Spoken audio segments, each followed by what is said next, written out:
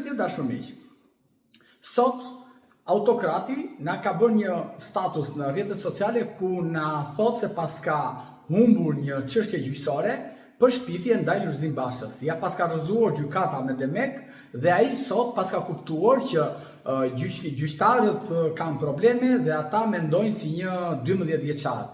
Gjithashtu autokrati, kryeministri i Shqipërisë, ankohet sepse paska është dashur të presi 7 vite për të marrë një vendim të formës së prerë të gjykatës.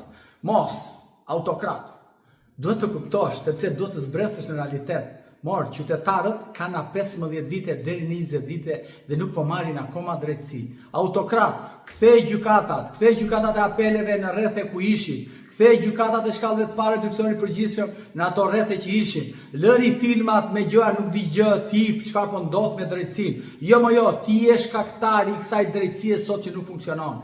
Ti je shkaktari i kësaj drejtësie sot që qytetarët nuk po e marrin në kohë dhe në hapësirë. Ti je shkaktari që sot qytetarët po vrasin veten sepse nuk po gjejnë dot më drejtësi nga institucionet e tua të korruptuara dhe shkojnë në gjykat, në prokurori dhe nuk i presin dhe vrasin veten përpara prokurorisë. Autokrat, kthe drejtësinë, kthe gjyqësorin që të shërbejë qytetarëve. Boll më me këto idiotësira që gjë ati nuk dike gjë që qytetarët u merokan dhe presin kaq vite, aq vite.